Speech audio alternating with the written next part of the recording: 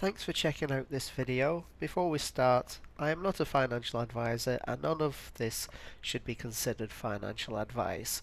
This tool is for educational and personal planning purposes only. It does not constitute financial, tax, legal or investment advice. All projections are estimates based on the values that you enter and are not guaranteed. Hi and welcome to this video, the AI Ready Retirement Income Planner, where we look at various different scenarios and how you might use the tool to tweak your own numbers. For this scenario, we're going to look at somebody who is a US citizen and sold everything and decided at the age of 58 that they were going to move to Thailand, and they got $600,000 from the sale of the house, and they also have $400,000 in a brokerage account. In this scenario, we're not going to be claiming Social Security until we're 67, and there is no 401k. So if we look at the setup here, we are assuming that cash in a high yield savings account is getting 3.2%. We've set the retirement age here for 58, and our social security claiming age is 67, and at that age we expect to get 2,400 a month in social security. So I've got actually two different approaches to this scenario.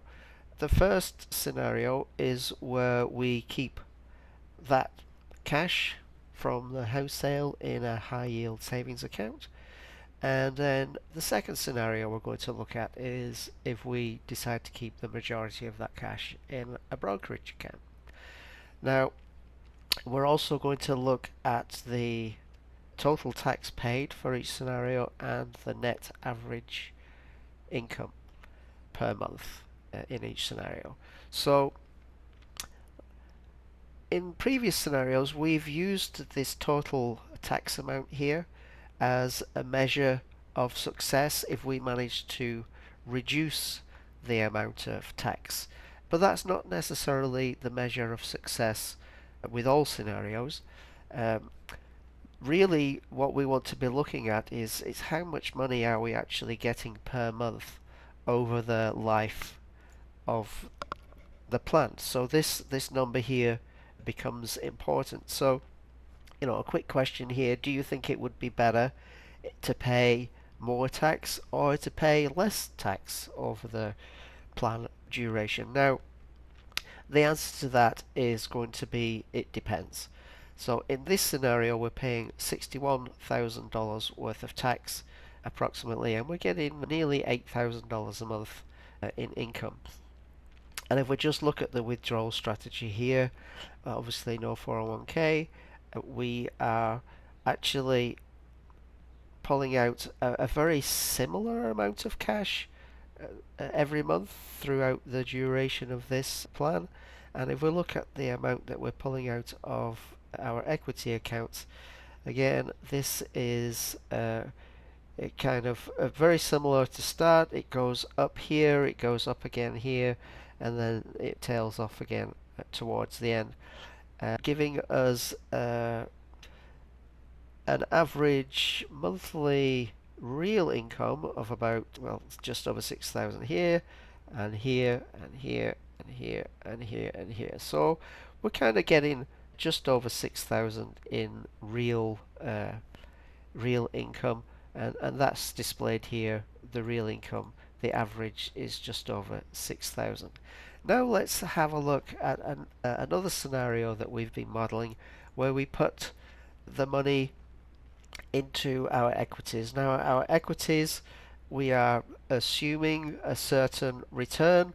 If you study how to do this, you can put your money in equities that give like a dividend income, and the income from those can be very can be quite high, much higher than the normal kind of rate of return for the market. So anyway, that's something for you to look at. But here, as far as this planner is concerned, we are going to assume a rate here, equity, where is that?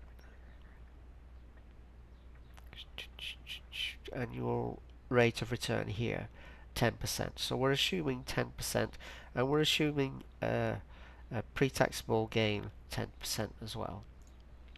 So in this scenario, what we're looking at is the amount of tax has increased significantly to 140,000, and we might think that's a bad thing, but actually let's look at our monthly amount. We can see that instead of being around $6,000 a month, in this scenario, we're actually achieving 8.5, 8.5, 8.5, 7.5, around 7, and then back to 6, down to about 6 for this final. And again, you could tweak that in the way that makes more sense for you. For this, we've kind of deliberately tried to take more money earlier on because we think we might need a little bit less money from 72 onwards. So the real difference here is that we've gone from just over 6,000 a month to here almost 8,000 a month just by approaching our withdrawal strategy differently and keeping our money in different places. Anyway, I hope that helped. If you have any questions, please feel free to reach out. And just before we go, yes, this is a Thailand scenario, so we can display all this information here in Thai baht, which could be helpful for expats and retirees who decide to live in Thailand. Anyway, I'll see you in the next video.